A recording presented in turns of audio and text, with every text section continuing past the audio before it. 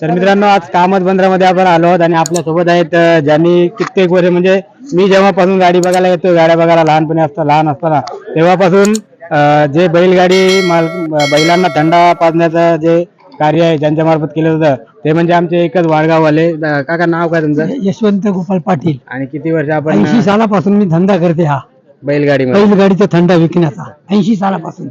आणि आपली स्वतःची फॅक्टरी आहे? हा, माझी स्वतःची फॅक्टरी आहे. स्वतःची. आणि स्वतः मालक अजून मला सुद्धा काय गाडी बिडी मेहनत करतो आम्ही स्वतः मालक. बैलगाड्यांना सेवा करतो बैलवाल्यांना. कधी कधी पैसे नसले तरी आम्ही थांबतो, सेवा पण करतो बरोबर. त्यांची. त्याच्यामध्ये माणुसकीमध्ये आम्ही एवढं काय आम्हाला सगळे लोक होतात माणुसकीच्या दृष्टिकोनातून ओळखतात.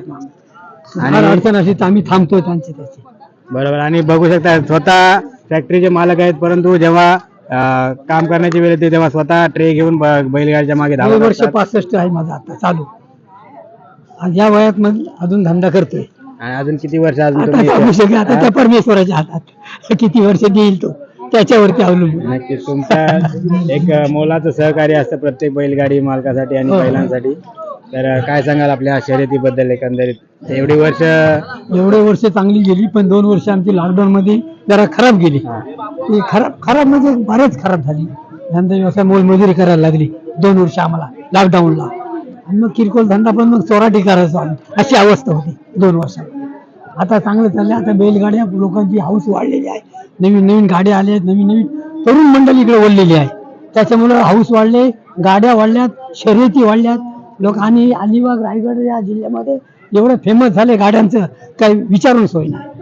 एकदम आणि उत्कृष्ट. एवढे वर्ष तुम्ही बैलगाडी मध्ये म्हणजे काम करताय, तर कोणती बैलगाडी तुमची आतापर्यंत सर्वात आवडती बैलगाडी राहिली? भगत निवास शेड होते, थळे, हे बरीचशी मंडळी अशी फायनलवाली एक नंबर होते ना, बरीचशी लोकांची.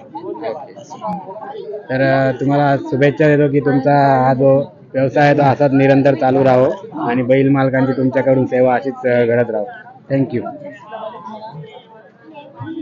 आपल्यासोबत शिंदे, प्रभाकर शिंदे सुद्धा, हे सुद्धा त्यांच्या जोडीलाच म्हणजे थंडा असेल किंवा गुलाल हे सर्व पुरवण्याचं काम यांचं चालू असतं. तर काय सांगाल एकंदरीत शर्यतीबद्दल? आणि सर मजामध्ये सगळ्या शर्यतीमध्ये भाग बघायला जाण्यासाठी खास जातो, त्याच्यामध्ये धंदा पण करतो आणि लोकांची हाऊस पण करतो आणि माझी पण हाऊस करून घेतो. त्याच्यात मजा येतो. त्याला ते पण बोलतात शिंदे आलेले आहेत म्हणजे काय भीती नाही.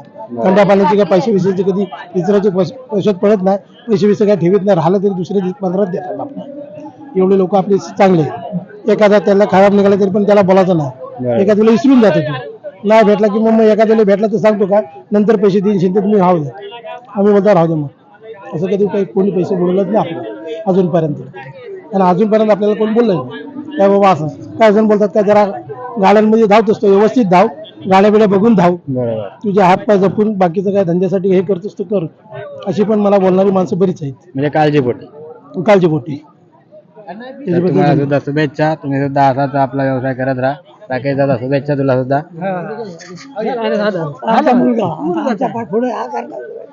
हा आपल्या काकांचा मुलगा आहे. म्हणजे तू आता पप्पांचं चालू ठेवणार? चालू ठेवणार.